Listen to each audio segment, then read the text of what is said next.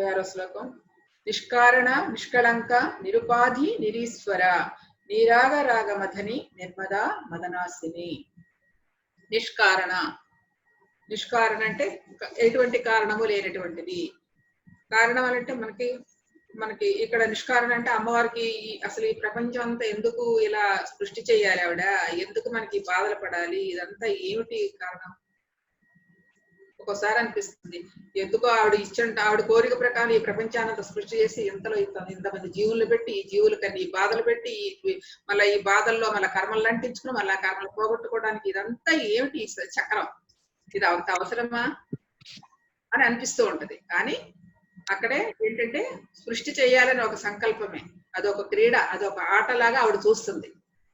భూమి మీద ఈ యొక్క సమస్త ప్రపంచాన్ని సృష్టి చేస్తే సృష్టి స్థితి లయలకు అన్నిటికీ కూడా ఆవిడే కారణం. కానీ కారణం కాదు. ఎందుకు జరుగుతుంది అంటే ఆవిడ కారణం అంటే సృష్టించడానికి కారణం ఏంటంటే ఆ కారణంతో ఆవిడ ముడిపడి ఉండటం లేదు. ఒక ఒక ఒక చిన్న మనకి ఏదైనా సరదా పుట్టేదన్నా చిన్న ఆట ఆడుకుంటామే, అలాగా ఈ ప్రపంచాన్ని సృష్టి చేసి ఇలా పాలించి ఇలా లయించి చేసే ఒక ఆట ఆవిడికి. అదే లీలా వినోదిని అని తర్వాత ఒక శ్లోకంలో వస్తుంది, విలాసిని అని. కాబట్టి అది ఆ యొక్క సంకల్పంతో సృష్టి చేస్తూ ఎలా అయితే ఉందో మనం కూడా ఆ యొక్క అలా పట్టించుకునే స్థితిలో మనం వెళ్ళాలి. అంటే కారణం, ఎటువంటి కారణం లేని స్థితి అమ్మకి. కానీ కారణం అంటే సూర్యుడు వెలుగిస్తున్నాడండి. సూర్యుడు వెలుగు ఎందుకు? సృష్టి పరిపాలనకి, జీవుల పరిపాలనకి. ఆ సృష్టిలో వెలుగు ఉంటేనే మన యొక్క జీవన విధానం సాగుతుంది. సూర్యుడు లేకపోతే జీవన విధానమే లేదు, అంతా శూన్యమైపోతుంది. పంటలు పండవు, మనుషులు జీవించలేదు. సో ఆ విధంగా సూర్యుడు వెలుగుకు కారణం అయితే మరి ఆ సూర్యుడికి కారణం ఎవరు అంటే ఆ భగవత్ శక్తే. సో అది కారణ అయితే సూర్యుడికి ఏమైనా ఇక్కడ సంబంధం ఉందా? తన పని తను చేస్తున్నాడు, తన పని తను చేస్తున్నాడు. తన నుండి ఆ యొక్క కిరణాలని భూమిపై ప్రసరించడం, ప్రపంచం అంతా ప్రసరించడం తన యొక్క కర్మ. దానికి వెనక శక్తి ఏంటంటే ఆ విశ్వశక్తి, ఆ యొక్క చైతన్యమే, ఆ భగవత్ శక్తి ద్వారానే దొరుకుతున్నాయి. తనకు ఎటువంటి కారణం లేదు అన్న విషయాన్ని తెలియజేస్తుంది. అలాగా కారణం అనేది లేదు. తనకు ఒక ఇచ్చానుసారం అలా సృష్టి చేయబడింది. అలా ఈ యొక్క కారణం లేనటువంటి ఈ ప్రపంచంలో మనం అంటే విశ్వరచన చేసే ఆదిశక్తి యొక్క అంశమైన మనం ఆ అంశే మనలో ఉన్న ప్రాణశక్తి. మరి మనలో మరి ఉన్న ఈ శక్తిని, మనలో ఉన్న కుండలిని శక్తి ఆదిశక్తి. అంటే బయట ఉన్నదంతా ఆదిశక్తి, పరాశక్తి, జగదాంబ అనుకుంటున్నాం. మన లోపల ఉన్నది అదే వెష్టి కుండలిని ప్రాణశక్తి అని మనం ఎప్పుడు చెప్పుకుంటున్నాం. ఒక మనిషిలో ఉన్నదేమో వెష్టి అంటే నీ ఒక్కదానికి, కానీ బయట ప్రపంచంతో అంతా సమిష్టి కుండలిని, ఇది వెష్టి కుండలిని. కాబట్టి మన లోపల మానవులలో ఆ కుండలిని శక్తిగా ఉన్న ప్రాణశక్తి ఆదిశక్తి. ఆ ఆదిశక్తే ఇలా నడిపిస్తుంది అని. కానీ దేనికి కారణం కాదు, దేనికి ముడిపడి లేదు అన్న విషయాన్ని. కారణం ఎటువంటిది లేదు, కేవలం ఆటే. ఆట ఆడటానికి, ఈ జగత్తును సృష్టి చేయడానికి ఆట. కాబట్టి ఇది ఎటువంటి అయితే అలాంటి ఆ శక్తి ఎలాంటిదంటే ఎటువంటి మాలిన్యములు, ఎటువంటి కల్మషాలు లేనటువంటి ఆ యొక్క ఆదిశక్తి నిర్మలమైనది, పవిత్రమైనది, పునీతమైనది, చాలా ఆ యొక్క ఆనందమైనది. ఆ శక్తికి ఎలాంటి కాళంకములు లేవు, ఎలాంటి కారణములు లేవు అన్న విషయాన్ని ఈ యొక్క నిష్కారణ అనే నామం చెప్తుంది. అదే నిష్కళంక కూడా. నిష్కళంక అంటే కళంకములు, ఎలాంటి కళంకములు లేవు. ఆత్మకి, ఆ శక్తికి ఎలాంటి కళంకం లేవు. అదే చెప్పుకున్నాం కదా, ప్రతిసారి మనం చెప్పుకున్న శక్తికి ఎటువంటి భేదభావం ఉండదు. తన పని తను చేసుకుంటూ పోవటమే, తన ఎనర్జీని అన్నిటికీ ఇస్తూ ఉంటుంది. ఆ శక్తిని ఉపయోగించుకునే వ్యక్తి యొక్క మానసిక స్థితిని బట్టి ఉంటుంది అన్న విషయం మనం చాలాసార్లు చెప్పుకున్నాం. కాబట్టి ఆ శక్తికి కూడా ఎటువంటి కళంకములు లేనటువంటిది. అలాంటి నిష్కలంక అంటే మన మనసును కూడా అట్లా నిష్కలంక చేసుకోవాలని ఉద్దేశం అన్నమాట ఇక్కడిది. అలాగే ఈ నిరుపాధి అంటే ఉపాధి అంటే ఎవరికి? ఆ శక్తికి ఉపాధి అవసరంలా. మనకి ఉపాధి ఈ శరీరం, ఈ శరీరం ద్వారా మనం ఇన్ని నేర్చుకుంటున్నాం, ఇన్ని పనులు చేస్తున్నాం, ఇంత జీవితం సాగిస్తున్నాం. కాబట్టి శరీరానికి మనకు ఉపాధి ఈ శరీరం అయితే, దీనికి ఉపాధి మళ్ళా ఆ యొక్క శక్తియే. మనకి కనపడని శక్తి ఏదైతే ఉందో ఆ శక్తి మనం నడిపిస్తున్నది అన్నది నిరుపాధి అనే నామానికి చెప్తుంది అనమాట. సాధకులు కూడా అందుకని ఎవరి మీద ఆశపడకుండా మనం ఇప్పుడు సాధన చేస్తున్నప్పుడు మన యొక్క స్వీయ శక్తితోటి, మన యొక్క స్వీయ సాధనతోటి, మన యొక్క స్వీయ శక్తి, స్వీయ నియంత్రణతోటి మనం సాధన చేస్తున్నప్పుడే మన యొక్క ఆ యొక్క కర్మ పరంపర నుంచి బయటపడతాం అన్న విషయం తెలియజేస్తుంది. కాబట్టి ఎలాంటి ఉపాధి అంటే కేవలం శరీరం మాత్రం ఎందుకు ఉందంటే దాని ద్వారా నేర్చుకోవడానికి ఉంది భూమి మీద, అంతే తప్ప ఎలాంటి ఉపాధి లేదు. అమ్మవారికి అంతకంటే ఉపాధి లేదు. కాబట్టి ఈ శరీరం అనే ఉపాధి అనే ద్వారా మనం ఆ యొక్క ప్రపంచం అంటే కల్మషంలో కర్మబంధములను విడిపడాలి, అది ఉపాధి అని చెప్పేసి చెప్తున్నారు అనమాట. అలాగే నిరుపాధి నిరీశ్వర అంటే ఈశ్వర అంటే అంతటా వ్యాపించి ఉన్న ఆ యొక్క తత్వము, ఆ ఈశ్వరీ తత్వము, ఈశత్వం, ఈశావాస్య ఉపనిషత్తు అని ఉంటది. సర్వం వ్యాపితమైనది ఆ యొక్క శక్తి అని నిరీశ్వరి అని అంటారు. అలాగే నీరాగ రాగమదని, నీరాగ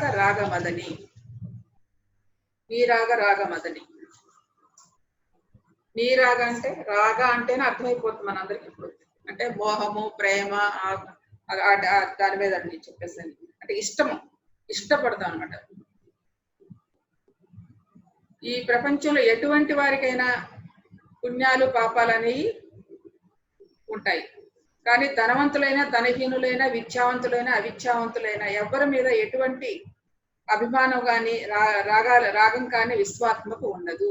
ఆ విశ్వశక్తికి ఇతనంటే ఇష్టము, అతనంటే నాకు కోపము అవన్నీ ఏమీ ఉండవు. ఏదైనాకండి ఆ యొక్క జగన్మాతకి, ఆ యొక్క విశ్వశక్తికి. మరి ఉండేది ఎవరికండి? మనకే. కాబట్టి ఆ గుణాలన్నీ మనకే ఉంటాయి, విశ్వాత్మకి ఏమీ ఉండవు. సాధకులకు సకల ప్రాపంచిక ఈ మనుష్య వస్తువుల మీద అన్నిటిపై అనురాగం ఉంది. కాబట్టి ఆ అనురాగం వదిలించుకోవటమే ఈ యొక్క సాధన ద్వారా చేయాల్సిన పని. అదే నీరాగ అంటే ఆ యొక్క మన మన మన మనసు ఎవరైతే ఇష్టమో వాళ్ళ ఇష్టము, అయిష్టము, ఇవన్నీ గుణాలు ఎక్కడి నుంచి వచ్చినాయి? మనలో నుంచి వచ్చినాయి. ఇష్టమైన వాళ్ళతో చక్కగా మాట్లాడతాం, ఇష్టం లేని వాళ్ళతో అయిష్టంగా మాట్లాడతాం. అయిష్టంగా మన ప్రవర్తన తెలిసిపోద్ది. సో కాబట్టి ఇష్టాయిష్టాలని ఆ జగన్మాతకు ఉండవు, ఆ విశ్వశక్తి ఉండవు. ఉండేదల్లా మనకే. కానీ మనం కూడా ఆ స్థితికి ఎదగాలంటే మనకి అయిష్టాలతో పని లేదు, అన్నిటినీ ప్రేమించడమే మన గుణం అయి ఉండాలి అన్న విషయమే నీరాగ అనే నామం చెప్తుంది. ఇలాగా సాధన చేస్తున్నప్పటికీ ఆ రాగాలన్నీ పోవు. మదనాశన నీరాగ రాగ మదని అని చెప్పారు. ఆ రాగ మదని అంటే ఇష్టాయిష్టాలను తొలగించుటకు మనకు కష్టం కలిగిస్తూ ఉంటది. అంటే ఇష్టమైన వాళ్ళతో చక్కగా బాగా మాట్లాడతాం, ఇష్టం లేని వాళ్ళతో మాట్లాడటం కష్టంగా అనిపిస్తుంది కదా. అది మనందరికీ చాలా అనుభవాలు అయి ఉంటాయిలేండి. కాబట్టి ఇక్కడ ఎలా అంటే ఆ ఇష్టాలను కూడా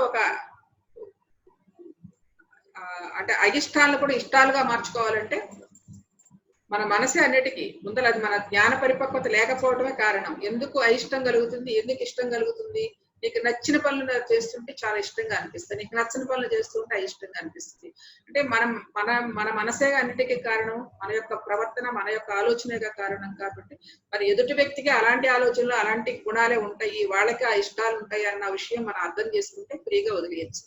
కాదు లేదు నా ప్రకారమే ఉండాలి, అక్కడ జరిగేదంతా ఇదే. ఇప్పుడు మనకి ఇళ్లలో జరిగే కుటుంబంలో జరిగే వారంతా ఇదే. కాబట్టి ఒకరికొకరు ఒదిగి ఉండటమే చాలా గొప్ప విషయం చెప్పాలంటే. ఒకరి కోరికల్ని, ఒకరి ఇష్టాలని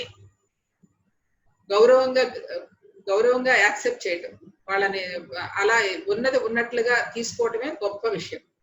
ఇక్కడ ఒక విషయం చెప్తానండి. అంటే జీవన విధానానికి కావాల్సింది ఇదే. ఇక్కడ 4 ఉంటాయి. ఒకటి ప్రేమ, ఒకటి తర్వాత ఒకటి ఏంటంటే మన శరీరాన్ని మంచిగా ఉంచుకోవటం, అంటే నీ ఆరోగ్యం నీ చేతుల్లో అన్నట్టు. మూడోది ఏంటంటే ప్రేమ చేర్చడం. తర్వాత అందరినీ అర్థం చేసుకోవటం, అబాండెన్స్ అంటే నేను సమృద్ధిగా ఉన్నాను, నేను బాగున్నాను అని చెప్పేది. 4వది ఏంటంటే క్రియేటివిటీ, నువ్వు సృష్టించకూడదు. ఈ 4 గుణాలు మనలో ఉంటాయి చూడండి. ఫస్ట్ ప్రేమ అనేది ఉండాలి. ఈ ప్రేమ ఎలా ఉండాలంటే అన్కండిషనల్ లవ్. మనకి ఇంత ఒక నామ వస్తుంది, రాలేదంటే కరుణారస సాగర అని వస్తుంది. కరుణారస సాగర అంటే సాగరానికి అవధులు ఎలా లేవో అలాగే మన ప్రేమకి అవధులు ఉండకూడదు. మనం ప్రేమించండి. ఈ రోజు ప్రేమ అనేది నిర్వచనమే లేదు వాస్తవంగా చెప్పాలంటే. కానీ మన ప్రేమ ఎలా ఉండాలంటే ఫలితాన్ని ఆశించని ప్రేమ ఉండాలి. మనం ఇప్పుడు అన్ని ఫలితాన్ని ఆశించే చేస్తాం. మనం బిడ్డలకు అంటున్నామంటే మన రేపు పొద్దున మనం చూస్తారు, మన వంశం వృద్ధి అవుతుంది. ఇదే కదా మనకి ఒక బాండేజ్. ఆ బాండేజ్ వస్తుందంటే రేపు పొద్దున వాళ్ళు మనం చక్కగా చూస్తారు, వాళ్ళ ఓల్డ్ ఏజ్ లో మనకి వాళ్ళు సహాయపడతారని, తర్వాత మన వంశాన్ని వృద్ధిస్తారని, వృద్ధి చెందుతూ ఉంటదని, వంశవృక్షం ఇలా శాఖోపశాఖలు అవుతూ ఉంటదని, ఇలాంటివన్నీ ఉంటాయి. సో ఈ ప్రేమ అనేది ఏంటంటే ఒక ఫలితాన్ని కోరుకునే ఎప్పుడు మానవుడు జీవిస్తూ ఉన్నాడు. కానీ అలా ఎలాంటి ఫలితం లేకుండా, ఫలాలు ఆశించకుండా చేసేది అన్కండిషనల్ లవ్. ఆ లవ్ ఎక్కడుందండి? విశ్వంలో అంతా ఉంది. పంచభూతాలకు లవ్ ఉంది, సూర్యుడికి చంద్రుడికి లవ్ ఉంది, ఆ విశ్వమాతకి అంతకంటే లవ్ ఉంది, చెట్లకి లవ్ ఉంది, మన చుట్టూ ఉండే జంతువులకు లవ్ ఉంది. కానీ మనిషికి ఇంత బుద్ధి, ఇంత జ్ఞానం ఉంది, కానీ మనకు లవ్ లేదు. ఎందుకని? స్వార్థము. స్వార్థం అంటే నా వరకే, నేనే, నాదే అన్న భావన మనలో గూడుగట్టుకుపోయి ఉండి ఈ ప్రేమను పెంచలేకపోతున్నాం. ఇంకొక విషయం రావచ్చు, పిల్లలు కంటే మరి చూడాలి కదండి, ధర్మం కదండి అనుకుంటారు. అది కూడా ఆశించడం తప్పే. ఓకే, రాగమదని అనే నామానికి మనం చెప్పుకుంటున్నాం. 4 పాయింట్లు చెప్పాను. ఒకటి ప్రేమ, రెండోదేమో నీ శరీరం, నీ ఆరోగ్యం నీ చేతుల్లో, మూడోదేమో అబాండెన్స్, సమృద్ధిగా ఉండటము, నాలుగోది క్రియేటివిటీ, నేను సృజనాత్మకత అంటారు, సృజనాత్మకత. సో ఇక్కడ ప్రేమ గురించి చెప్పుకున్నాం ఇందాక. ప్రేమ అనేది ఒక అన్కండిషనల్ లవ్ అయి ఉండాలని. ఏది ఫలితాన్ని ఆశించేది ప్రేమ కాదు. మనం ఇవ్వటమే ఒక ఇది. ఇప్పుడు మన చుట్టూ ఉన్న ప్రపంచంలో ఉన్న మనకి పంచభూతాలు గాని, వృక్షాలు గాని, లేదంటే మన సూర్యుడు గాని, చంద్రుడు గాని, సాగరం గాని, ఇలా నదులు గాని, ఇవన్నీ మన నుండి ఏం ఆశించటం లేదు. జంతువులు కూడా ఆశించవు. వాటికి ఎంత కావాలో అంతే తింటూనే అవి వెళ్ళిపోతున్నాయి. వాటిని మనం ఉపయోగించుకుంటాం. ప్రతిదీ ఈ ప్రపంచంలో ఉన్న ప్రతి దానిని మనం ఉపయోగించుకుంటున్నాం మానవుడు. కానీ మనం ఏమిస్తున్నాం ఒకసారి ఆలోచిస్తే? ఏమేమో. మనకి నిజంగా చెప్పాలంటే మానవుడు మిగతా సమస్త జీవరాశి కంటే కూడా మానవ జీవరాశికి ఒక బుద్ధి, ఇంటలెక్ట్ అవన్నీ పెట్టారు. ఎందుకంటే మనలో ఆలోచించే గుణం ఉంది, మాట్లాడే గుణం ఉంది, దాన్ని మంచి చెడు తెలుసుకునే విజ్ఞత ఉంది. కానీ ఇవన్నీ ఉండి కూడా మనం ఒక పశు ప్రవృత్తిలానే మనం ఉంటున్నామంటే మన అజ్ఞాన దశ. మనం చేసుకున్న స్వార్థ బుద్ధి, లోభము, ఇవి అర్షడ్ వర్గాలని ఇంతకుముందు మనం చెప్పుకున్నాం. సో అలాంటివి అనమాట. కాబట్టి ఈ ప్రేమ అనేది అన్కండిషనల్ లవ్ ఉండాలి. ఏది ఆశించకూడదు. ఆశించని తత్వంతో ప్రేమించడం మనం నేర్చుకోవాలనేది మనకు ఒక నామంలో కరుణారస సాగర అనే నామంలో వస్తుంది అక్కడ. ఇదనమాట. తర్వాత నీ ఆరోగ్యం నీ చేతుల్లో అంటే మన ఆరోగ్యం అంతా కూడా మన చేతుల్లోనే ఉంది. అంతా కూడా మంచి చక్కగా శరీరానికి ఇందాక చెప్పుకున్న ఉపాధి అని, ఉపాధి ఇది ఉంటేనే కరెక్ట్ గా మనం ఏదైనా నేర్చుకోవడానికి. ఈ భూమి మీదకు వచ్చేది ఎందుకంటే ఈ శరీరం తీసుకుని ఒక అనుభవానికి. భూమి ఒక అద్భుతమైన పాఠశాల. ఈ పాఠశాలలో అనేక విషయాలను అనుభవపూర్వకంగా తెలుసుకోవడానికే ఈ ఒక శరీరాన్ని తీసుకుని భూమి మీదకి వస్తున్నాము. ఈ జన్మలో కొన్ని అనుభవాల పరంపర నేర్చుకుంటాము. మళ్ళీ ఇది అయిపోయిన తర్వాత మరలా ఇంకొక జన్మ తీసుకున్నప్పుడు మరొక అనుభవాల పరంపర తీసుకుంటాము. ఇలాగ అనుభూతుల పరంపర కోసమే ఈ ఉపాధి తీసుకుని భూమి మీదకి వచ్చి వెళుతూ ఉన్నాం. ఇది అనివార్యం. వస్తూ పోతూ ఉన్నాం. ఈ రాని స్థితికి ఎప్పుడు వెళ్దామంటే ఇక నాకు ఇక్కడ ముక్తి, ఇక అవసరం లేదు అన్న విషయాలప్పుడు, అంటే అన్ని విషయాలందు నీకు పరిపూర్ణం వచ్చినప్పుడు నీకు ఇంకా అదే జీవన్ముక్తి. ఆఖరి దశలో ఇప్పుడు మనం చెప్పాలంటే నిజంగా అందరం ఆఖరి దశలో ఉన్న వాళ్ళం కాబట్టి ఈ మాటలు మాట్లాడుకుంటున్నాం. ఇలాంటి జ్ఞానాన్ని స్వీకరించాలని ఒక తపన మనలో అందరిలో కలిగింది కాబట్టి ఈ రోజున ఇలా ఎంతో మంది, కొన్ని లక్షలాది, వేలాది, కోట్లాది మంది ఉన్నారు. సో ఈ అందరి యొక్క తత్వం ఇలాగ మనకి ప్రపంచం నిలబడుతుంది. కాబట్టి ఆ ఉపాధి అనేది ఈ శరీరము. దీన్ని మంచిగా చూసుకోవాలి. మంచిగా అంటే చక్కటి ఆహారాన్ని ఇస్తూ, మంచిగా ఎక్సర్సైజ్ చేసుకుంటూ, చక్కగా ధ్యానం చేస్తూ, దీన్ని కాపాడుకుంటూ, దీని ద్వారా మన జ్ఞానం సంపాదించుకుంటూ, జ్ఞానం ద్వారా మన యొక్క విచక్షణ జ్ఞానాన్ని ఇంకా పెంచుకుంటూ, మన యొక్క కర్మబంధాల నుంచి విడబడి జీవన్ముక్తుడుగా జీవించి ఉండగానే ముక్తుడవ్వాలనే ఒక స్థితిని మనం పొందాలంటే ఇది కావాలి. దీన్ని పర్ఫెక్ట్ గా ఉంచుకోవాలి. ఇది ఒకటి. మూడోది వచ్చేటప్పటికి అబండెన్స్ మనకి అన్ని కొరతలే. కొరత అంటే ఇది లేదు, అది లేదు అనుకుంటాం. కానీ ఆ లేనితనం అనేది మనలో ఉండకూడదు. మనకి ఈ నామాల్లో ఒక నామం వస్తుంది, పూర్ణ అని. పూర్ణ అంటే అదే నామం, కొరత లేనిది, వెలితి లేనిది. అంటే ఎప్పుడు ఏదీ లేదు, ఎప్పుడు ఎలా ఉండాలో సమృద్ధిగా ఉంది, అన్ని ఉన్నాయి. నిజంగా చెప్పాలంటే సృష్టి ప్రపంచానికి అన్ని సమృద్ధిగానే ఇచ్చిందండి. ఎక్కడ ఏది అసలు తినడానికి లేదు అనే సమస్య ఉండదు. సృష్టి దానికి తగ్గట్టు తన నియమం ప్రకారం ఎంత కావాలో అంత చక్కగా చేస్తుంది. కానీ ఇక్కడ మనం వచ్చేటప్పటికి మన యొక్క స్వార్థపూరితమైన చేష్టలతోటి పనులతోటి ఆ యొక్క ఉన్నవాడు ఉన్నట్టు లేనివాడు లేనట్టు తిండికి లేనివాడు తిండికి లేనట్టు ఇలా ఎందుకు తయారంటే అది మనం చేసుకున్న కర్మ. కానీ సృష్టి దగ్గర నుంచి ఎటువంటి ఇది లేదు. సర్వత్రా అన్ని చోట్ల ఎవరికి ఎంత కావాలో అంత ఇవ్వబడుతుంది, ఉండబడుతుంది. కాబట్టి ఆ సమృద్ధి అనేది మనలో ఎప్పుడు ఉండాలి. మనకు ఉన్న ఒక విషయం ఏంటంటే ఈ ధనదాహం ఇవన్నీ ఎలా ఉంటాయంటే వస్తున్న కొద్ది వచ్చిన రానంత వరకు ఒక బాగుండి ఇది వస్తే బాగుండి అనిపిస్తుంది. వచ్చిన తర్వాత ఏమవుతుంది, దాన్ని ఇంకా తీసుకెళ్తుంది లోపలికి, ఇంకా ఇంకా ఇంకా తీసుకెళ్తూ ఉంటుంది అనమాట. అది అదొక దాహం. సో అది తీరదు. కాబట్టి ఎప్పుడు కూడా మనకు ఉన్న దానిలో సమృద్ధిగా ఉన్నాము. నాకున్నది ఇది హ్యాపీ, నాకు ఇది భగవంతుడు ఇచ్చాడు, ఈ భగవంతుడు ఇచ్చిన దాంతో నేను సమృద్ధిగా ఉన్నాను అని నువ్వు ఎప్పుడైతే ఆనందంగా పరిపూర్ణంగా మనం ఫీల్ అవుతా ఉంటామో ఆ ఆనంద స్థితే మనకు కావాల్సింది. ఇంకా ఏది మనం పట్టుకెళ్ళవన్న విషయం చాలా చక్కగా తెలుసు అందరికి. కానీ తెలుస్తూనే ఉంటది, అందులో పడిపోతూనే ఉంటాం. అదే మాయ, అదే మనసు చేసే మాయ. కాబట్టి మనము స్వీయ పరిశీలనతో మనకి చక్కగా మనం గమనించుకుంటూ మనం చాలా సమృద్ధిగా ఉన్నాము. నేను అన్నిటికెందు అంటే ఒకే ధనమే కాదండి, నేను ధ్యానం చేస్తున్నాను, నేను చాలా బాగా చేస్తున్నాను, చాలా సమృద్ధికి చక్కగా ధ్యానం చేస్తున్నాను, అది ఒక భావన, పాజిటివ్ భావన. అలాగే నాకు అంత చక్కటి ఆరోగ్యం ఉంది, చాలా హ్యాపీగా ఫీల్ అవుతున్నాను. ఇవన్నీ ఏంటంటే ఈ పాజిటివ్ అప్రోచ్ లో మనం ఎప్పుడైతే మనం అనుకుంటూ ఉంటామో అవే మనకి అంటే మనకు అన్ని సమృద్ధిగా అన్ని వైపుల నుంచి అన్ని కోణాల నుంచి అన్ని సమృద్ధిగానే అనిపిస్తాయి. ఎందుకు ఒక ఎంత తక్కువైనా ఎక్కువైనా అది బాధ అనిపించదు. నిన్న ఒకసారి ఒక మాట చెప్తున్నా, మనకంటే తక్కువ ఉన్న వాళ్ళని చూస్తే మనం ఆనందపడాలి, మనకంటే ఎక్కువ ఉన్న వాళ్ళని చూస్తే ఈర్ష్యపడకూడదు. వాళ్ళకి అది, కానీ ఇది మనకి ఆనందం. ఇప్పుడు అటు చూస్తే ఆ మాత్రం కూడా లేని వాళ్ళు ఎంతమంది ఉన్నారు. కాబట్టి ఈ స్థితిని మనం సంపూర్ణంగా అనుభవించాలి, అనుభూతి పొందాలి. ఉన్నదాన్ని సమృద్ధిగా నేను బాగున్నాను, నేను చాలా బాగున్నాను, ఆరోగ్యపరంగా బాగున్నాను, కుటుంబ పరంగా బాగున్నాను, జ్ఞానపరంగా బాగా బాగున్నాను, ఇంకా ఇంకా తెలుసుకోవాలి. ఇలాంటి సమృద్ధి తత్వంతో ఉండటమే, ఆ పాజిటివ్నెస్ అలవర్చుకోవటమే ఈ యొక్క ఇది సమృద్ధి అంటే మంచిగా ఉన్నాను, పూర్ణ అంటే పూర్ణంగా ఉన్నాను అని చెప్పేసి అమ్మ చెప్తుంది ఒక చోట. అలాగే నాలుగోది వచ్చి క్రియేటివిటీ. ప్రతి ఒక్కరిలో ఒక క్వాలిటీ ఉంటది, అది ఏంటో తెలియదు మనకి. ఆ క్వాలిటీ ఏంటంటే తెలుస్తుంది, మిమ్మల్ని మీరు గమనించినప్పుడు మీలో ఒక క్వాలిటీ ఒక దాని ప్రతి ఒక్కరూ ఒక విద్యతోనే వస్తారు. వాడికి ఒక ఏమంటారంటే ఒక పనిలో ఒక నేర్పరితనం ఉంటది.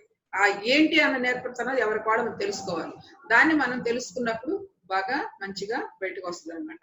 అట్లా క్రియేటివిటీ. ఈ 4 ఇవన్నీ మనకు ఉన్నప్పుడు హ్యాపీగా జీవనయాత్ర సాగిస్తూ ఉంటాము అని చెప్పుకునేది. అది బేస్ కావాల్సింది పునాది ప్రేమ.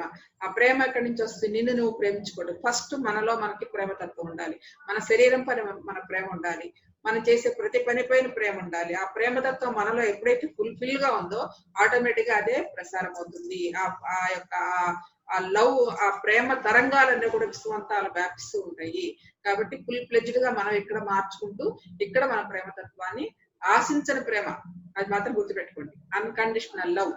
ఫలితం నేను ఇది ఇస్తున్నాను కాబట్టి నాకు ఏదైనా వస్తుందా అన్న విషయంతో ఆలోచిస్తే అది లవ్ కాదు, అది ప్రేమ కాదు. ఉన్నది ఉన్నట్లుగా స్వీకరించాలి. అలాగే ఇంకో అబాండెన్స్ లో ఇంకొక మాట చెప్పుకోవాలి, మనకి ప్రతిదీ కూడా ఉన్న స్థితిలో ఉన్నది ఉన్నట్లుగా స్వీకరించే స్థాయిని మనం పెంచుకోవాలండి. అది మనకి చాలా కష్టంగా అనిపిస్తుంది. కానీ ఎదుటి వ్యక్తి ఎలా ఉన్నా ఆ ఉన్న వ్యక్తిని ఉన్నట్లుగా తీసుకునే ఆ సంస్కారం అనే కంటే యాక్సెప్ట్ చేయాలి.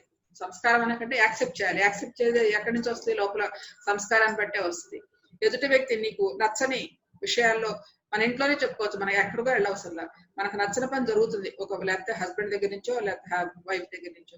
కానీ ఆ క్షణానికి అది కొంచెం మీకు అప్పటికప్పుడు కష్టం అనిపించినా ఓకే, నెక్స్ట్ మినిట్ లో మనకి గుర్తు తెచ్చుకుని వదిలేస్తే అప్పుడు హ్యాపీగా అనిపిస్తుంది. ఓకే, అది ఆయనకి ఇష్టం, అది మనసుకి అలా అనిపిస్తుంది కాబట్టి లీవ్ ఇట్.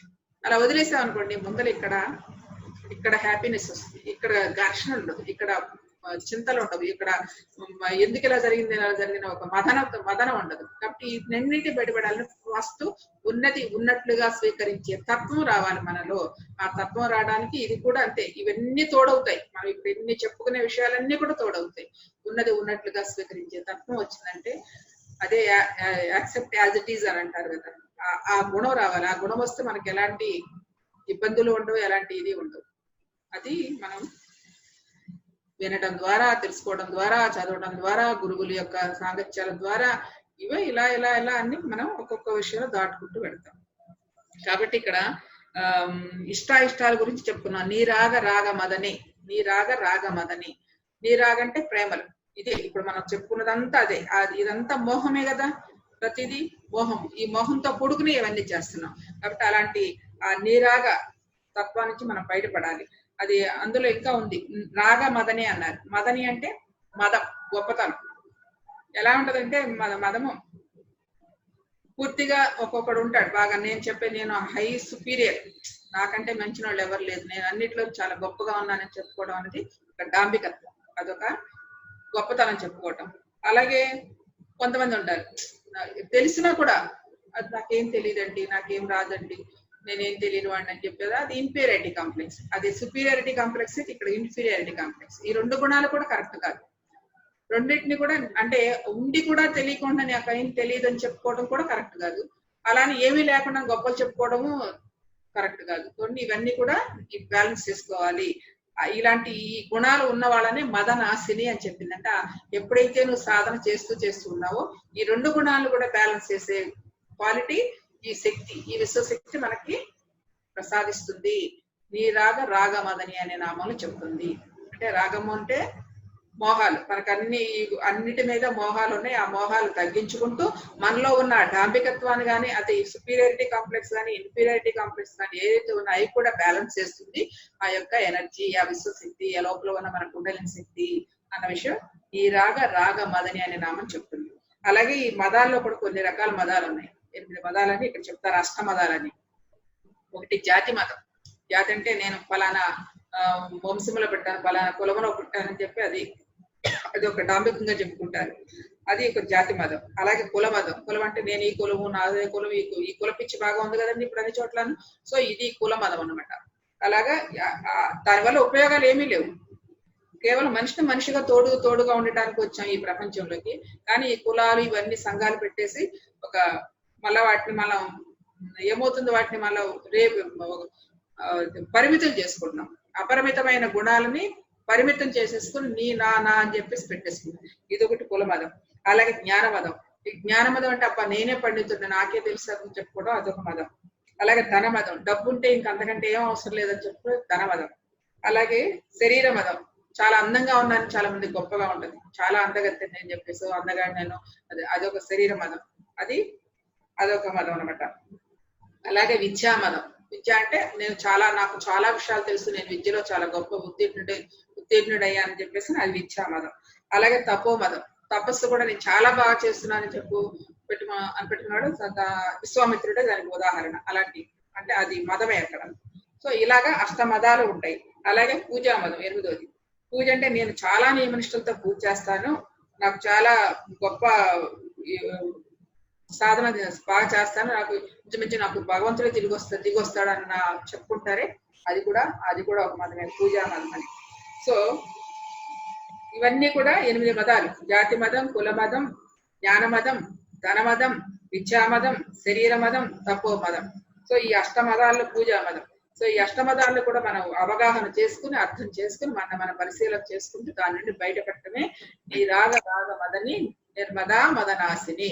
నిర్మద అంటే మనలో ఉన్న ఆ యొక్క మదం ఏదైతే ఉందో అదంతా కూడా నాశిని. ఏం చేస్తుంది? ఆ విశ్వశక్తి బ్యాలెన్స్ ఇస్తుంది. ఆ విశ్వశక్తి మనలో ఉన్న సరికాని వ్యవస్థనంతా చేయడమే తన యొక్క పని. ఎప్పుడు చిత్తశుద్ధితో సాధకుడు సాధన చేస్తూ ఉంటే ఇవన్నీ కూడా చాలా బ్యాలెన్స్ అవుతాయి అన్న విషయాన్ని ఈ రాగ రాగమదని నిర్మద మదనాశిని అని నామం చెప్తున్నాను అనమాట. నిశ్చింత నిరహంకార నిర్మోహ మోహనాశిని. నిర్మమ మమతాహంత్రే నిష్పాప పాపనాశిని. నిశ్చింత. ఈ నిశ్చింత అంటే ఏంటి? చింతలు లేనటువంటిది, ఎటువంటి దుఃఖము లేనటువంటిది, ఎటువంటి ఈతిపాదులు లేనటువంటిది అన్నదన్నమాట. ఈ విచారం అంటే ఏదైనా అనుకునే సంఘటన జరిగినప్పుడు కలిగేది ఏమవుతుంది, మనకి ఏదైనా జరిగింది అనుకున్నప్పుడు మనం ఎక్కువసేపు దానిలో మునిగిపోయి అయ్యో ఇలా జరిగింది ఇలా జరిగిందని బాధపడతాం. అదే మన సాధనలో ఉన్న వాళ్ళైతే దానికి వెంటనే దాని నుండి బయటపడతారు. ఓహో, దీనికి కారణం ఏదో ఒకటి ఉంటుంది, కాబట్టి దీని యొక్క సొల్యూషన్ ఏదో ఉందన్న అవగాహన, మనకి జ్ఞానపరమైన అవగాహన ఉన్నప్పుడు ఏమవుతుందంటే దానిలో పూర్తిగా నిమగ్నమై బాధపడకోకుండా దుఃఖపడకోకుండా దాని నుండి బయటకు వస్తాము.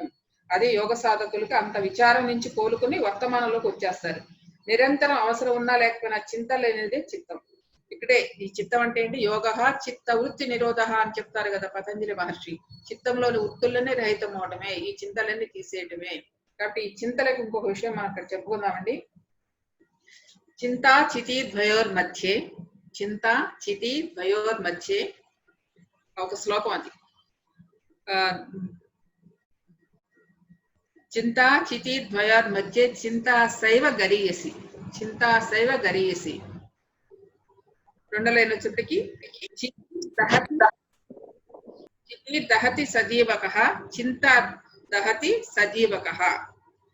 చితి దహతి నిర్జీవకః, చింతా దహతి సజీవకః. ఈ ఎంత అద్భుతమైన ఇదేనండి. మనకి ఇది చింతలు అనే దానికి చక్కగా చెప్తారు. చింతా చితి ద్వయోర్ మధ్య అంటే చింత చితి అని రెండు పదాలు ఉన్నాయి ఇక్కడ. చింత చితి, ఇక్కడ మధ్యలో సున్నా లేదు అంతే. అక్కడ ఇక్కడ చిన్న సున్నా ఉంది, చింతకి సున్నా ఉంది, చితికి సున్నా లేదు. చింతా చితి, ఈ రెండింటి మధ్య చింతా చితి ద్వయోర్ మధ్య చింత శైవ గరీసి. చింత చాలా గొప్పదంట, చింత చాలా గొప్పదంట. ఆ చింత ఏం చేస్తుందంటే, చింత చితి ఏం చేస్తుంది? చితి అంటే చనిపోయిన వాళ్ళు, నిప్పు కాల్చేస్తారు కదా, దాన్ని చితి అంటారు. అంటే నిర్జీవక, చనిపోయిన వాళ్ళని ఎలా అయితే చితి దహించి వేస్తుంది, కానీ చింత ఏం చేస్తుందంటే సజీవక అంటే జీవించి ఉన్న వాళ్ళు కూడా దహించి వేస్తుంది. చితి నిర్జీవక, నిర్జీవమైన వాళ్ళు దహిస్తే, చింత ఏం చేస్తుంది? సజీవకమైన వాళ్ళే అంటే మన జీవించి ఉండంగానే మన చింతలతో సజీవంగా దహించి వేస్తుంది అన్న విషయం చెప్తుంది. ఇక్కడ అర్థమయ్యే ఉంటుంది మీకు. చింతా చితి అంటే ఏంటంటే, చితి అంటే మనం చెప్పాల్సిన లేదు, చనిపోయిన తర్వాత చనిపోయేదాన్ని. అంటే ఇప్పుడు మనం బతికుండంగానే అనేక చింతలతో ఎంత మనం మదన పడుతున్నాం, ఎంత దహించుకు వేస్తున్నాం. మనలో జరిగే ఆలోచనలు, చింతలు, మనకు వచ్చే బాధలు, మనకు వచ్చే కష్టాలు ఏదైతే ఉన్నాయో అవి, ఆ ఈతి బాధలన్నింటినీ కూడా చింతలు అంటారు. ఆ చింతలను మనం మోస్తూ మోస్తూ మోస్తూ మన శరీరం పోగొట్టుకుంటాం, మనసు పోగొట్టుకుంటాం, రోగగ్రస్తులు అవుతాం. లేదనుకుంటే ఇంకా అసలు ఒక్కోసారి ప్రాణాలు వదిలేస్తారు. అంటే ఈ చింతలతోనే పోయేవాళ్ళు కూడా చాలా మంది ఉంటారు. ఏంటంటే బతికుండంగానే మనం చంపేస్తుంది ఈ చింత. కాబట్టి ఈ చింత ఎంత గొప్పదంటే ఈ చితి కంటే చాలా గొప్పది. మనిషి బతికి ఉన్న వాడిని కూడా చంపేసే అంత గొప్ప శక్తి గలది. కాబట్టి ఈ చింతలన్నీ మనం ఏం చేయాలి? మన స్వీయ పరిశీలనతో ఆ చింతల్ని, కార్యకారణ సంబంధాలు ఏంటో మనం తెలుసుకుని మన వద్దకి ఏది వచ్చిందంటే, ఆ చింత వచ్చిందంటే ఆ చింతకి కారణం ఏదో ఉంటుంది. అదే మన పత్రిక చెప్పారు, ఎందుకు, ఏమిటి, ఎలా అని కాన్సెప్ట్ మీకు వచ్చే ఉంటది. ఎందుకంటే ఏమిటి అంటే తెలిసిపోతుంది, ఎందుకంటే మన కారణం తెలిసిపోతుంది, ఇక్కడ జరుగుతుంది. ఏమిటి అనేది ఇక్కడ జరుగుతుంది, ఆ చింత అది. ఎందుకంటే దానికి వెనకాలగలది, కారణం లేనిది ఏది రాదు. కారణ కార్య సంబంధాలు ఉంటాయి. కార్యకారణ సంబంధాలను బట్టే మనకి యాక్షన్ వచ్చింది ఇక్కడికి. కాబట్టి ఆ యాక్షన్ ఎలా చేయాలంటే మన ద్వారానే, మన స్వీయ సాధన ద్వారా, స్వీయ పరిశీలన తర్వాత అవగాహన ద్వారా దాన్ని విముక్తి చేసుకోవాలి, దాన్ని విడుదల చేసుకోవాలి. అదే ఎందుకు, ఏమిటి, ఎలా అన్నది. కాబట్టి ఇక్కడ మనం చెప్పుకున్నది ఈ చింత ఎంత గొప్పది అనమాట. బతికి ఉండంగానే చంపేస్తుంది చింతలతోటి. ఇది దీని యొక్క నిశ్చంత అనే నామానికి ఇంకొక విశ్లేషణ ఇచ్చారనమాట ఇక్కడ. కాబట్టి మన ఆలోచనలు మన బతికున్నంత కాలం దహిస్తూ ఉంటాయి. కాబట్టి మన చింతలు పోగొట్టుకోవాలంటే ధ్యానము, జ్ఞానము, సత్యం సాంగత్యము, ఆచార్య సాంగత్యములే శరణ్యము శరణ్యము శరణ్యము. నిరహంకార, నిశ్చంత నిరహంకార. అహంకార తెలిసిపోతుంది అక్కడ. 3 గుణాలతో కూడింది అహంకారాలు. ఏ గుణాలంటే తమో గుణం, రజోగుణం, సత్వగుణం. ఈ 3 గుణాలతో కూడి ఉన్నదే అహంకారం. అంటే ఏంటి? నేను కాని దాన్ని నేను అనుకోవడమే అహంకారం. సాధన చేసి అనుభవపూర్వకమైన జ్ఞానం పొందడం ద్వారా నిరహంకార స్థితి పోతుంది.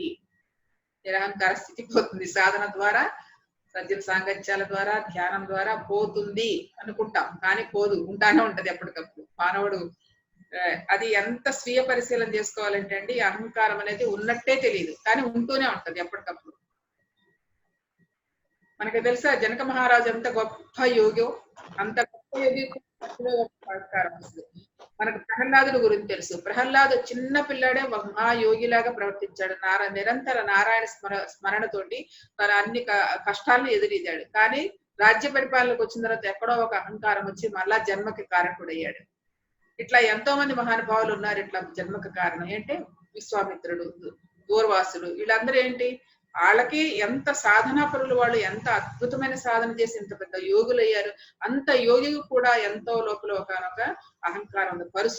పరశురాముడికి ఎంత గొప్ప జ్ఞానం, ఎంత గొప్ప దక్షత కలవాడు అతనిలో కూడా ఉంది. సో ఏంటంటే ఈ అహంకారం అనేది ఎక్కడెక్కడో మూలలో ఎక్కడో ఇరుకుని ఉంటుంది. అది ఎప్పటికప్పుడు మనం పరిశీలన ద్వారా మనం తెచ్చుకోవటమే. కాబట్టి నిరహంకార, అహంకారం లేని స్థితిని మనం పొందాలి. వీళ్ళంతా అంతమంది మహానుభావులకే అలా ఉంటున్నాయి అంటే మనకి ఎలా ఉండదండి? మనకేం సాధించామని, ఏం చెప్పుకుంటామని. కాబట్టి సాధనతో మనం పరిశీలన చేసుకుంటూ ఉంటే మనం తొందరగానే బయటకు వచ్చేస్తాం. ఎందుకంటే వాళ్ళు కొన్ని వేల సంవత్సరాలు తపస్సు చేశారు. మన అదృష్టం బాడి మనం మంచి ఎనర్జీ ఫీల్డ్ లో ఉన్నాం. కాబట్టి మనం ఒకంత మనసు పెట్టి దాన్ని సాధించాలనుకుంటే మనకు అంతటి అద్భుతమైన తోడున్నట్టు సహకారం ఉంది. ఆ విశ్వశక్తి యొక్క చైతన్యం యొక్క సహకారంతో మనం జీవిస్తున్నాం. ఆ చైతన్యంలో మనం కూడా భాగస్థులం అయ్యాం ఈ రోజున. కాబట్టి మనం అలాంటి ప్రయత్నం మనం ఇప్పుడు ఎప్పుడైతే చేస్తున్నాం ఆటోమేటిక్ గా మనం చాలా తొందరగా బయటకు వస్తాం. ఇదివరకే రోజులతో వాటితో ఉదాహరణలు చెప్పానే కానీ వాళ్ళతో పోల్చుకోవాల్సినంత అవసరం లేదు. అంత గొప్ప సాధకులు మనందరం కూడా. ఇప్పుడు ఉన్న ఎనర్జీ పిడికి, ఇప్పుడు ఉన్న భూమి మీద ఉన్న ఆ శక్తి ప్రవాహానికి మనం మనసుని అటు తిప్పితే చాలు అలా తీసుకెళ్లిపోతుంది.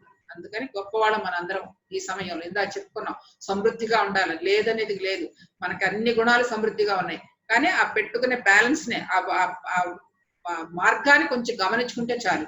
ఒక అహంకారము, ఇలాంటి స్వార్థము, లోభము, ఇవన్నీ గుణాలన్నింటినీ మనం గమనించుకొని ఒక్కొక్కటి అలా తొలగించుకుంటుంటే మన దారి చక్కగా బంగారు బాటాయి. ఇది నిరహంకార. నిర్మోహ, మోహము లేనిది. మోహం అంటే ఫస్ట్ స్త్రీ పురుషుల మీద మోహం, ఒకరికొకరి మీద మోహం వస్తుంది. తర్వాత పదవీ వ్యామోహం, తర్వాత ధన వ్యామోహం, తర్వాత వస్తువుల వ్యామోహం. వీటన్నిటి వ్యామోహాలే.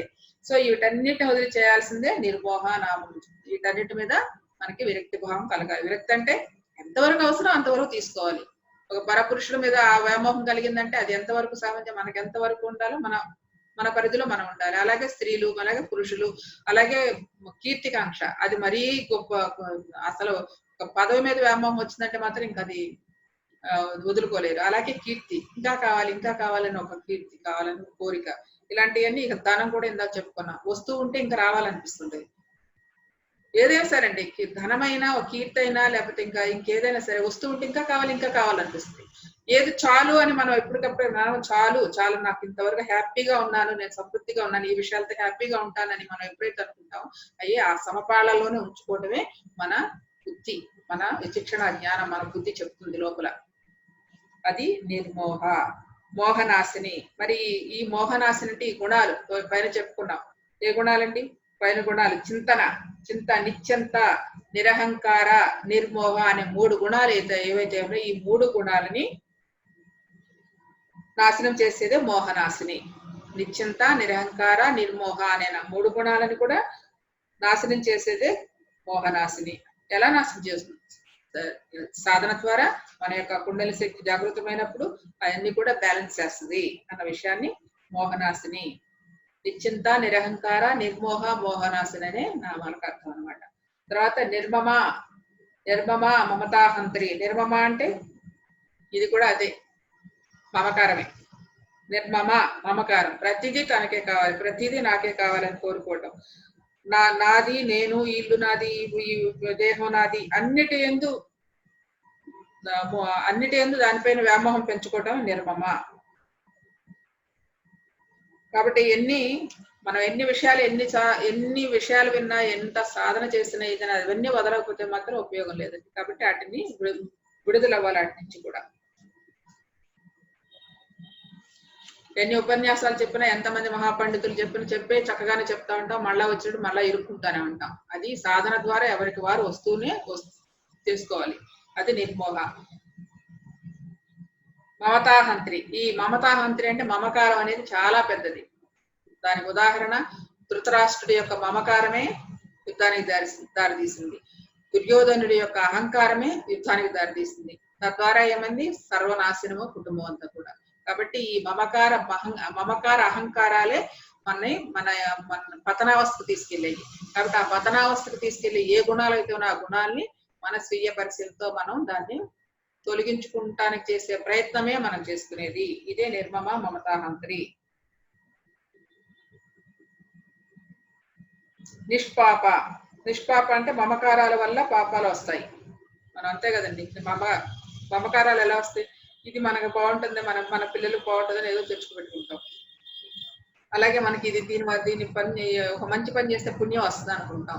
అట్లా ఏదైతే మనం అన్ని కావాలనుకుంటూ ఉంటాం అది స్వార్థపూరితమైనది ఏదైనా కూడా పాపమే, నిస్వార్థపూరితమైనది ఏదైతే ఉందో పుణ్యము. కానీ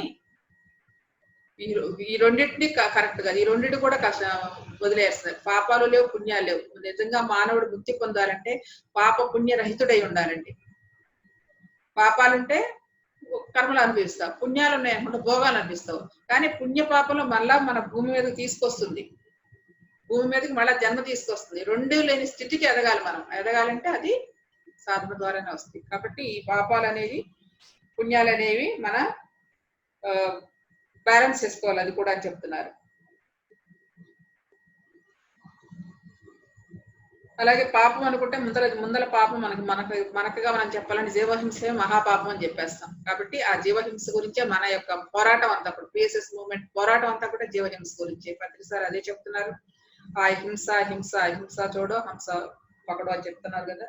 కాబట్టి మనకు అలాంటి పాపాలన్నీ కూడా ముందర వదిలించుకోవాలి. అంటే అర్థమయ్యే ఉంటది. ముందర చేయవలసిందల్లా మనకి మంచి రుచికరమైన శాకాహారమే ఉత్తమోత్తమము. దానికి రావాలండి. ఇప్పుడున్న స్థితికి వచ్చి తెలుస్తూనే ఉంది కదా మన దేని వల్ల వచ్చిందో ఇప్పుడున్న పరిస్థితి అన్నది. అది అనమాట. నిష్పాప, అది పాపనాశిని. అంటే పాపనాశిని అంటే మనకి కూడని పనులు ఏదైతే ఉన్నాయో, ధర్మ విరుద్ధమైన పనులు ఏదైతే ఉన్నాయో అన్ని పాపాలే. ధర్మ సహితమైన పనులు ఏదైతే ఉన్నాయో అవన్నీ పుణ్యాలే. ఇట పుణ్యాలు పాపాలు ధర్మ సహితమేంటి, ధర్మ రహితమేంటి అంటే ఎట్లా తెలుస్తుందంటే మనకి శాస్త్రాలు ఉన్నాయి. మనకి ఏ చేయకూడని పనులు ఎలా ఉన్నాయో మనకు తెలుసు, మనకు అందరికీ తెలుసు. ఒకటి మనకి ఇష్టం లేని పని ఇతరులకి, మనకు కష్టం కలిగించే పని ఇతరులకు కష్టం కలిగిస్తుంది. మనకి ఇష్టమైన పని ఇతరులకు కూడా మంచి జరుగుతుందనే భావన ఉండటమే ధర్మ సహితము ధర్మరహితం అనేది. శాస్త్ర సమ్మతము శాస్త్ర సహితం అనేది, శాస్త్ర రహితం అనేది దానికి మనకి ఏది బాగుంటుందో ఇతరులకు కూడా అదే బాగుండాలి అనే విషయం తెలుసుకోవటమే. ఇదే పాపనాశిని. నిర్మమ మమతాహంత్రి అంటే మమకారములతో కూడుకున్నది. దానికి ఉదాహరణగా ధృతరాష్ట్రుడు దుర్యోధనుడు గురించి చెప్పుకున్నాం. కాబట్టి మమకారాలు ఉండొచ్చు, కానీ ఎంతవరకు ఉండాలో అంతవరకే మమకారం. ఇప్పుడు చూడండి, మనం పిల్లల్ని పంటున్నాం, పెంచుతున్నాం, పెరుగుతున్నారు, వాళ్ళ పెళ్లి చేస్తున్నాం, మళ్ళీ అయిపోతుంది. మళ్ళీ ఆ పిల్లలు పెళ్లి చేస్తున్నట్టు ఆ పిల్లలు మనం సేవ చేయాలి. అలా సేవ చేస్తుంది. ఇది పరంపర వెళుతూనే ఉంటుంది. కాబట్టి ఎవరి పని వాళ్ళకి ఎంతవరకు ఇవ్వాలో అంతవరకు చేయాలి. ఆ తర్వాత మనకంటూ ఒక జీవితం ఉంది. ఆ జీవితాన్ని మనం వార్ధక్యం అని ఎందుకు పెట్టారు, వానప్రస్థం అని ఎందుకు పెట్టారు? కానీ వానప్రస్థంలో కూడా ఇప్పుడు పనులు చేస్తున్నాం. అది సంగతి. ఒక వయసు వచ్చిన తర్వాత మనకంటూ ఒక జీవితం ఉంది. ఆ జీవితాన్ని ఈ యొక్క ఆధ్యాత్మిక మార్గంలో గడపాలి. ఆ గడిపితే మనం మన రాబోయే భవిష్యత్తుకి, రాబోయే జన్మకు ఒక పునాది వేసుకుంటాం. కానీ అలా కాదు సత్యంత వరకు పని చేయాలి, పని చేయకుండా ఉండడం అని కాదు. కానీ ఎంతవరకు ఉండాలో అంతవరకే ఉండాలి, ఎంతవరకు చేయాలో అంతవరకే చేయాలి. నేను ధ్యానం గురించి చెప్తాను, చక్కగా విని చక్కగా మీరు ధ్యానంలోకి ప్రయాణం చేయండి. ధ్యానం అంటే మనకి ఈ యొక్క స్త్రీ పురుష లింగభేదం లేదండి, పిల్లలు అనేది కూడా లేదు. చిన్నవాళ్ళ దగ్గర నుంచి పెద్దవాళ్ళ వరకు కూడా చాలా చక్కగా ధ్యానాన్ని అభ్యసించవచ్చు. ఎవరి వయసుతో అన్ని నిమిషాలు కూర్చోవడమే ముఖ్యమైనది. కాబట్టి మిత్రులారా, కూర్చునే విధానం ఎలా అంటే మనకి కూర్చోగలిగిన వాళ్ళు చక్కగా బాచి పెట్టేసి కూర్చోవచ్చు, లేని పక్షంలో కుర్చీలో కూర్చోవచ్చు. సౌకర్యవంతమైన భంగిమను తీసుకొని, అంటే సౌకర్యవంతమైన ఆసనాన్ని తీసుకొని చక్కగా ప్రశాంతంగా కూర్చోవాలి. కుర్చీలో కూర్చున్న వాళ్ళు కాళ్ళు క్రాస్ చేసుకుని, వేళ్లలో వేలు పెట్టుకుని ప్రశాంతంగా కళ్ళు మూసుకుని మన యొక్క నాసికలో జరిగే శ్వాస నిశ్వాసాలను గమనిస్తూ ఉండటమే మనం చేయవలసిందల్లా. శ్వాసను లాగటము, లోపల ఉంచటము, బయటికి వదలటము అలాంటి ఏ ప్రక్రియ లేకుండా నిరంతరము మనలో ఎలా జరుగుతూ ఉన్నదో ఆ యొక్క శ్వాసను గమనిస్తూ ఉండటమే మనం చేయవలసిందల్లా. ఇదే అతి సహజమైన, అతి సరళమైన రాజయోగ ప్రక్రియ. కేవలం శ్వాసపై ధ్యాసే మిత్రులారా. శ్వాస గమనింపే ధ్యాన సాధన. జస్ట్ అబ్జర్వ్ యువర్ బ్రెత్ అన్నారు. కేవలం మనలో జరిగే శ్వాస నిశ్వాసాలను గమనిస్తూ ఉండటమే చేయవలసిందల్లా.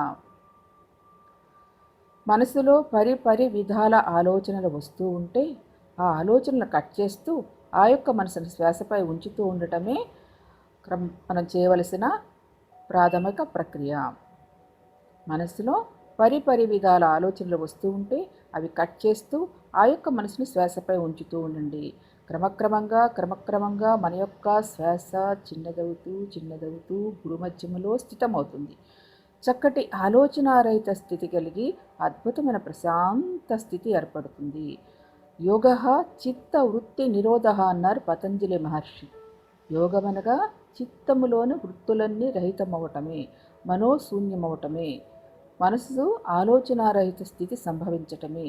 ఆ యొక్క మనోశూన్యమైనప్పుడు ఆ విశ్వమయ ప్రాణశక్తి మనలోనికి ప్రవేశించి మన బ్రహ్మరంధ్రముల ద్వారా మనలోనికి ఆవాహన చెంది ఆ ప్రాణశక్తి మన 72,000 నాడుల గుండా ప్రయాణం చేస్తూ ఆ నాడుల్లో ఉన్న మాలిన్యములను, బ్లాక్స్ని ఏవైతే ఉన్నాయో అవన్నీ శుభ్రపరుస్తూ చక్కగా నాడీమండలాన్ని శుద్ధి చేస్తుంది.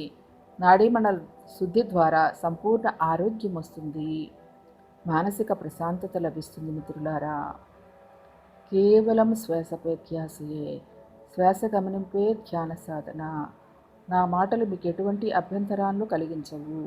కేవలం మీ శ్వాసతో మీరు కలిసి ఉండండి. శ్వాసపై ధ్యాస ఉంచండి మిత్రులారా. శ్వాస గమనింపే ధ్యాన సాధన.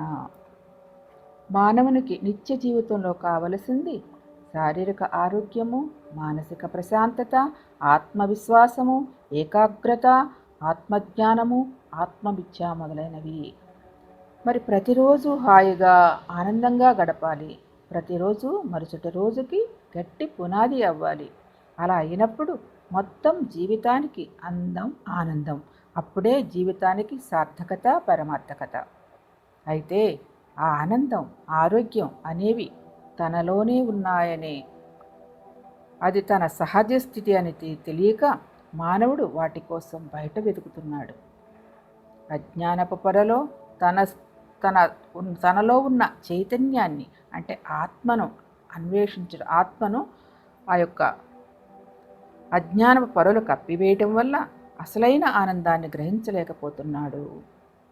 మేఘాలు తొలగిపోగానే సూర్యుడిని ఎలా ప్రకాశిస్తూ ఉంటాడో సూర్యుడు, అదేవిధంగా మనకి బుద్ధికి కమ్మిన పొరలను తొలగించుకొని జీవితాన్ని అద్భుతమయం చేసుకునే మార్గమే ధ్యానము. శ్రీ లలితా సహస్రనామములో కూడా అమ్మ చెప్పినది ధ్యానమే గమ్యమని. అంతర్ముఖ సమారాధ్య అని, బహిర్ముఖ సుదుర్లభ అని చెప్పారు. అంటే అంతర్ముఖం అవటమే ధ్యానము, మనలోనికి మనం ప్రయాణం చేయటమే ధ్యానము. దానికి సాధన ఈ యొక్క శ్వాసపై ధ్యాస ఉంచి శ్వాసతో అనుసంధానమై మనలోనికి మనం ప్రయాణం చేస్తాం మిత్రులారా. అదే అంతర్ముఖ ప్రయాణము. మరి మనల్ని మనం ఉద్ధరించుకోవాలంటే ఉద్ధరేదాత్మానాత్మానమవసాదయేత్ ఆత్మైవహాత్మనో బంధు ఆత్మైవహాత్మనో రిపురాత్మన అని భగవద్గీతలో చక్కగా భగవానుడు మనకు చెప్పారు. అంటే ఉద్ధరేదాత్మానాత్మానం, నిన్ను నీవు ఉద్ధరించుకోవాల్సింది ఎవరికి వారే ఉద్ధరించుకోవాలి, ఇంకొకరి చేత ఉద్ధరింపబడదు. ఉద్ధరేదాత్మానాత్మానం, మన ఆత్మను మనమే ఉద్ధరింప చేసుకునే ప్రక్రియే ఈ యొక్క శ్వాస మీద ధ్యాస, శ్వాసపై ధ్యాస. శ్వాస గమనింపే ధ్యాన సాధన మిత్రులారా. శ్వాస గమనింపే ధ్యాన సాధన మిత్రులారా. చక్కగా మన యొక్క శ్వాసను గమనిస్తూ ఉండాలి. మనసులో పరిపర విధాల ఆలోచనలు వస్తూ ఉంటాయి, కట్ చేస్తూ ఆ యొక్క మనసుని శ్వాసపై ఉంచుతూ ఉండటమే చేయవలసిందల్లా. క్రమక్రమంగా మన యొక్క శ్వాస చిన్నదవుతూ భూమధ్యములో స్థితమవుతుంది. ఆ యొక్క చిత్తవృత్తిలోని ఆగినప్పుడు ఆ విశ్వమయ ప్రాణశక్తి మనలోనికి ఆవాహన చెంది తద్వారా సంపూర్ణ నాడీమండల శుద్ధి జరిగి చక్కటి శారీరక ఆరోగ్యాన్ని, మానసిక ప్రశాంతతను, తద్వారా అనేక ఆధ్యాత్మిక అనుభూతుల పరంపరను మనం సొంతం చేసుకుంటాం మిత్రులారా. కేవలం శ్వాసపై ధ్యాసయే, శ్వాస గమనింపే ధ్యాన సాధన, శ్వాసే గురువు, గురువే శ్వాస. తపస్భ్యోధికో యోగి జ్ఞానిభ్యోపి మతోధికః కర్మభ్యాచాదికో యోగి తస్మాత్ యోగి భవార్జున అన్నారు భగవానుడు. అంటే తపస్సు కంటే ధ్యానము గొప్పదని చెప్తున్నారు. ధ్యానమే గమ్యమని చెప్తున్నారు. ఇలా మనం సాధన చేస్తూ ఉంటే చక్కగా ఏమవుతుంది?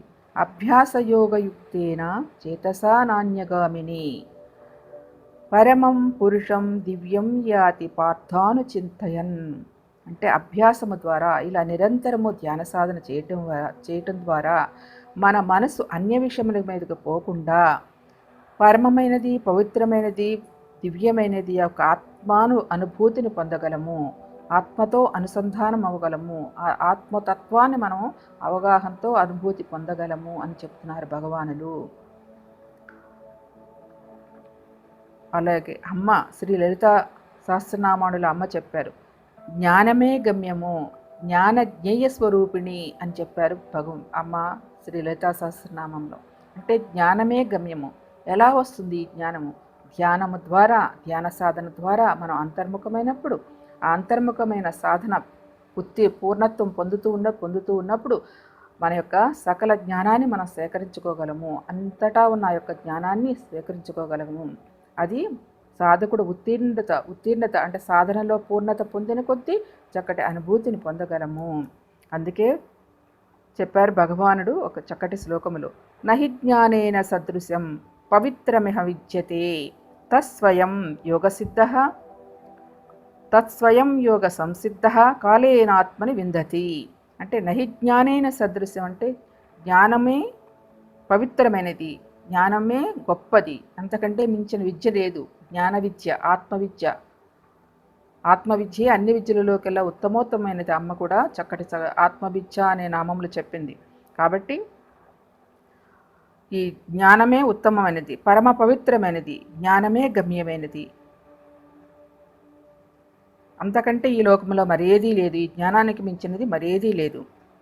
మరి అలా సాధన చేస్తూ ఉంటే కాలక్రమేణా తనలో ఉన్న ఆత్మతో అనుసంధానమై, తనలో ఉన్న ఆత్మతో అనుభూతి పొందుతూ అనేక రకాలుగా, అనేక కోణాలలో జ్ఞానాన్ని సంప్రాప్తించుకుంటున్నాడు సాధకుడు.